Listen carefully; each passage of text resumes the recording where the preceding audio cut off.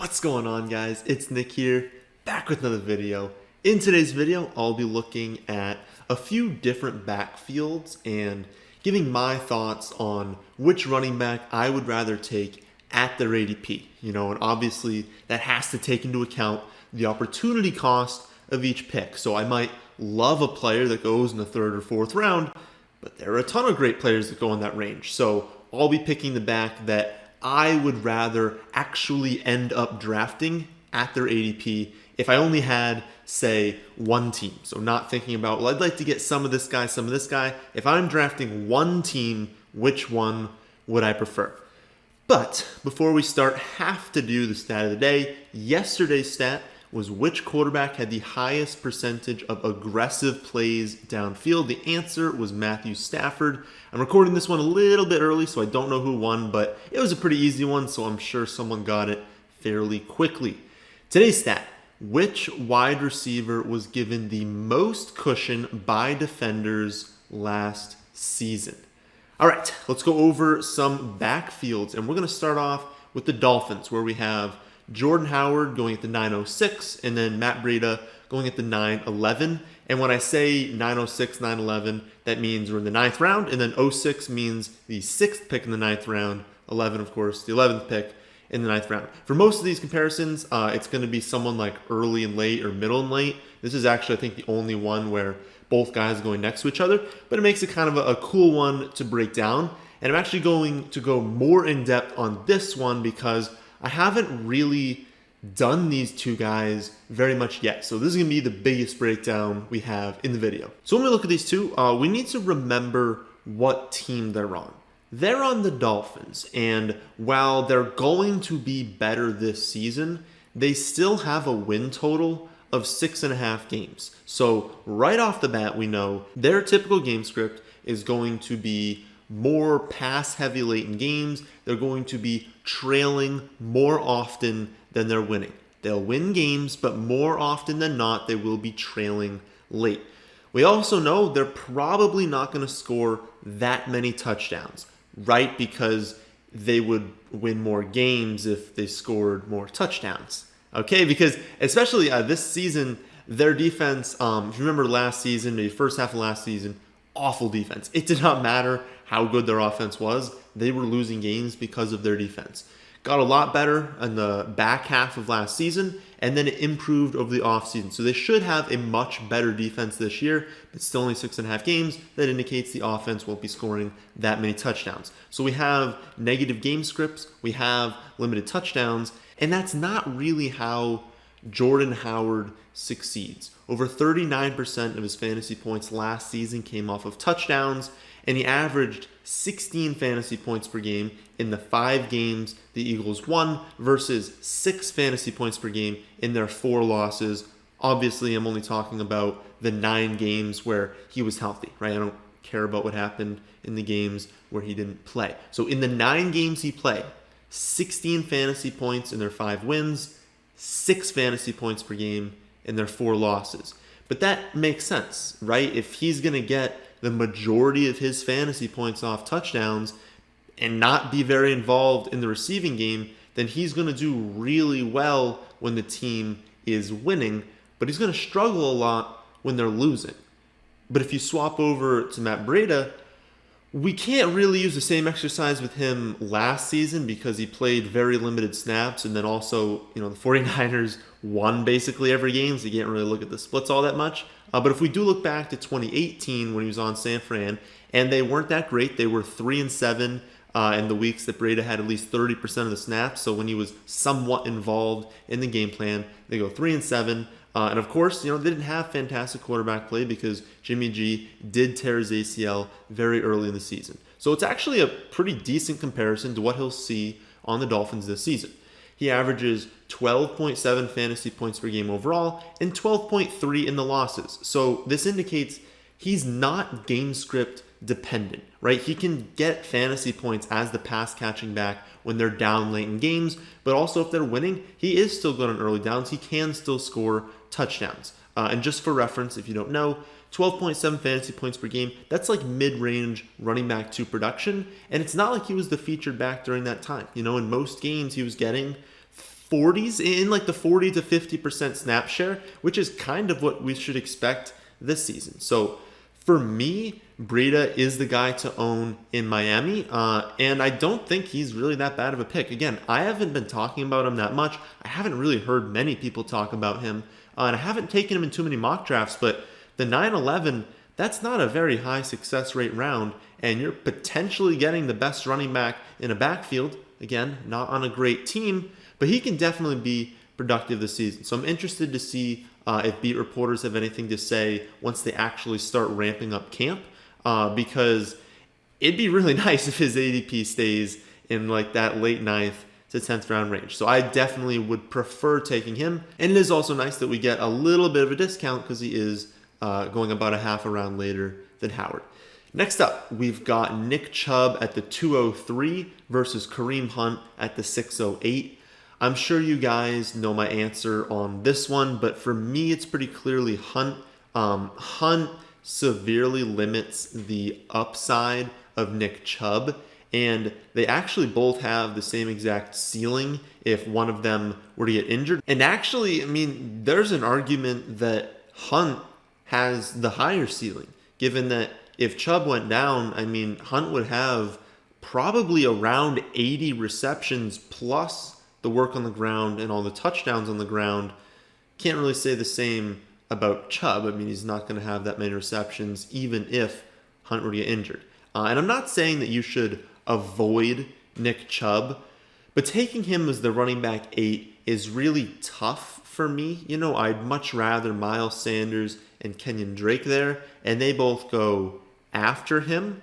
So I don't usually end up with very much Nick Chubb, but I get Hunt a lot because he's kind of going in that final tier of running backs that we want to rely on, right? He's not going in the early rounds. He's going in the middle rounds, and it's right at the end of where we're saying, okay, running back is done, right? Like after you get to that like Hunt Swift kind of range, you look at running back and you're saying, well, time to take some wide receivers because this range is horrible after him. So it does help a lot if you kind of did get sucked into some of those early round wide receivers and you're looking at Hunt and you're saying this kid has, you know, he's going to be a flex option even while Chubb is healthy, but he has top 5 upside if Chubb were to ever get hurt. And so capturing that sort of upside in the 6th round is really nice. And especially when you can get him as like your 4th running back to where you don't even need to play him in the flex. You can just keep him on the bench for that league-winning upside. And then, of course, when we have injuries, when we have bye weeks, when we have people getting sick, he's going to be a really nice option for fill-in weeks. So I think he is the better choice for me. Next up, we have Melvin Gordon at the 306 versus Phillip Lindsay at the 907. Another easy one for me, although I think people are going to disagree on this one. I'm taking Melvin Gordon at that spot.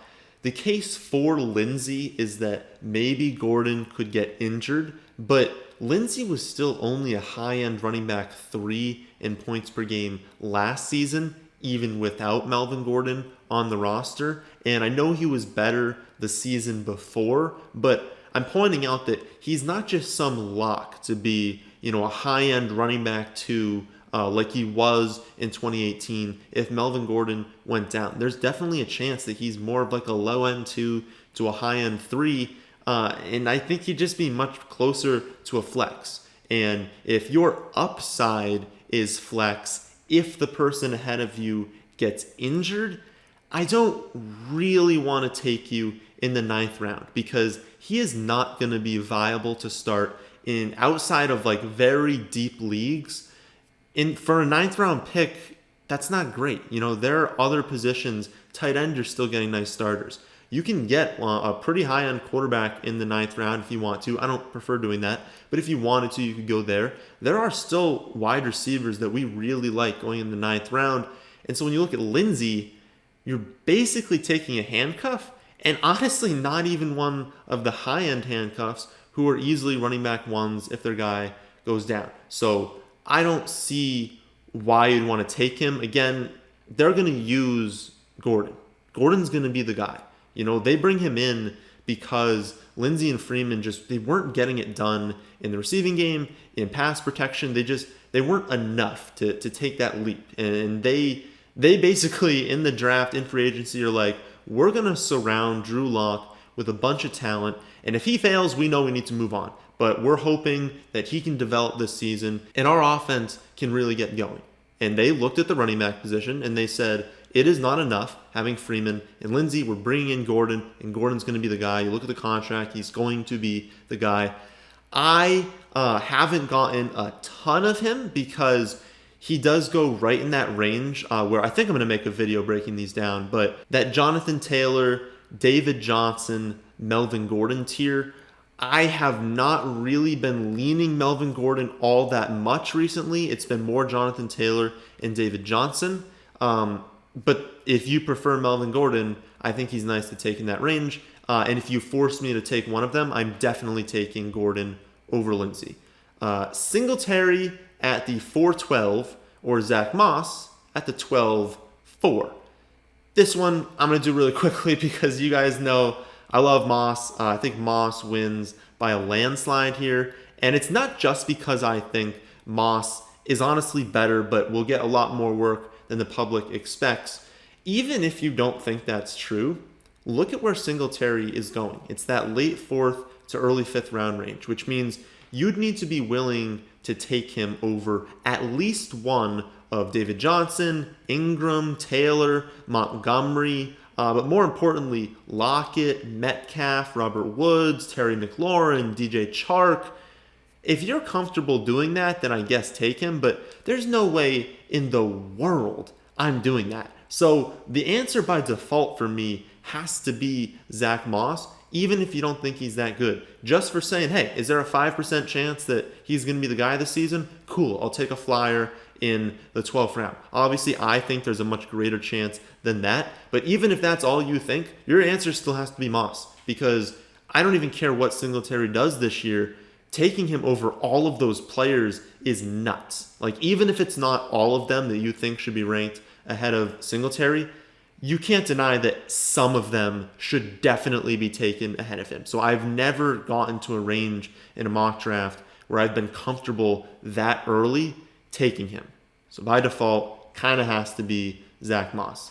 Next up, we have Mark Ingram at the 5.06 or J.K. Dobbins at the 8.05. I'm going to again side with the later player here, although I'll say this one's much closer to neither, actually. I haven't gotten Ingram in, I don't think, a single mock draft just because of kind of what I went over. You'd have to be taking a lot of those wide receivers after him, and I don't see how you could possibly like your team if in the 5th round you took Mark Ingram ahead of Metcalf, ahead of McLaurin, Chark, Lockett. I mean, you throw Keenan Allen in there, sometimes Sutton. Like, I don't get it. I don't get how you could possibly like your team if that's the case. Especially because while I think this is going to be Mark Ingram's job all season, or at least not even his job, because no one thinks he's going to be the featured back. But what I'm saying by that is I think Ingram is going to be the more used running back all season, and that they shift to using Dobbins more next year. While I think that's the case, we can't be sure. And it's certainly possible that he suffers, a small injury, and that opens the door for Dobbins, and then Dobbins does great because he is an incredible running back. And we see a similar situation to what happened with David Johnson last season. David Johnson was doing great for the first, 6 or 7 weeks of the season. Then he suffers the injury. He doesn't miss that much time. But when he comes back, they're like, no, we're actually going to stick with these guys over you. And he was healthy, but he just wasn't playing. We could see something like that happen with Ingram. He has, a high ankle sprain, misses a month to 6 weeks, comes back, and everyone's like, oh, he's going to take the job back. But Dobbins is playing so well that maybe they don't. Or maybe they give him just a reduced role. He's only getting 8 to 10 carries a game, and then he's really just not viable in fantasy because, again, Lamar Jackson doesn't really throw to running backs all that much, so you kind of need the volume on the ground and you need all those touchdowns. Now, I said at the beginning of this that the answer is much closer to neither because I haven't really been getting Dobbins that much either. He's a much better pick than Lindsay is just a round later. And I know he has the upside to be a league winner in the 8th round. So if you are at that pick and you're like, I just want someone who has awesome upside and I am looking at the running back position, then I think Dobbins is a good pick at that point. But I still think the most likely scenario is that Ingram remains the lead back at like 60% of the carries. And while that doesn't necessarily mean he's a good pick, it just really hurts Dobbins because of the thing I just said. Lamar's not going to throw to the running back. So if you're only getting 40% of the carries, you're going to be like sort of relevant, but you're going to be very volatile and very touchdown dependent. And so if I think that's the case for him for most of the season, I would probably rather just keep taking wide receiver at that pick because there are still other options I like. So Dobbins is like a fine pick, a great upside pick, but he's by no means a slam dunk. One that is a slam dunk, though, is this next breakdown. Jonathan Taylor at the 509 versus Marlon Mack at the 808. Jonathan Taylor is the vastly superior running back talent, and he has a much higher ceiling between the two of them if one were to ever go down. Taylor ran a 4.3940 at 226 pounds, posting a 99th percentile speed score. He was highly productive in college, over 2,000 yards in all 3 seasons, while commanding 36 targets in his final year, which is more than Melvin Gordon had in all 4 seasons combined at Wisconsin. So you put this kid behind probably the best run-blocking offensive line in the league with a top 2 screen game quarterback. I mean, he's got top 7 upside if Mack were out of the picture, and yet you can get him in the late 5th round? No, you should not be able to get him at that sort of value. People are scared that Mack might steal too much work. He's got a career 4.7 yards per touch, which is dreadful. And he had 4.5 yards per touch last season, ranked 14th out of 19 running backs with at least 250 touches. I'm not saying he's a terrible running back, but he's had 3 years now, and he's just been fine. Like, he's just okay, and he's really not that efficient. But we know Jonathan Taylor is not just going to be okay. So with no preseason to just skyrocket his ADP, because if people saw him in the preseason, I can tell you right now his ADP is going up into the 3rd round. So hopefully we can keep getting him at a discount because I absolutely love his ADP in the 5th. The last one we have today is actually a trio, and that's Ronald Jones at 710 versus Keyshawn Vaughn at 909 versus LeSean McCoy late. Doesn't really have an ADP right now, but let's just assume it's like close to the final round.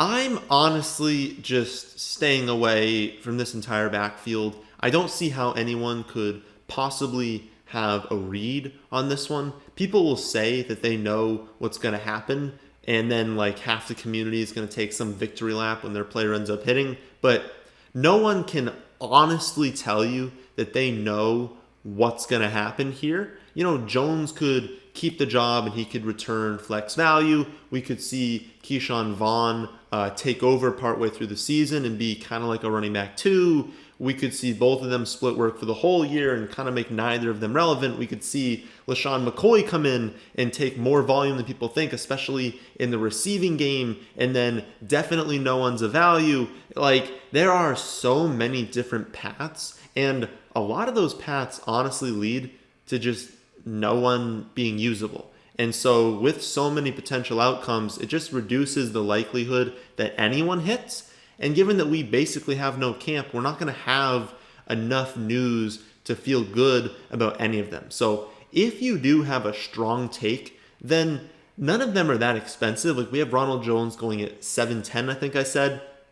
Late 7th round, whatever it is, that's fine. You know, if you really, really think he's the guy and you think he's going to be great this season, then sure. I mean, it's not like there's a high success rate there. If you want Keyshawn Vaughn at 909. Again, go for it. It's a 9th round pick. It's got like a 25% success rate anyways. Take a shot. I don't see how you could feel that great about it unless there's an injury that hasn't happened yet. So for me, I'm just going to stay away. Again, it's kind of like I talked about with other players. There's opportunity cost. So I'm going to take a chance on a player that I do feel really good about in the 7th or the 9th round. And that player just never is Vaughn or Ronald Jones. So that's my take on a few different running back situations this season. If you want to see my exact ranking on all players, then you can check that out at our website, thefantasyfootballadvice.com.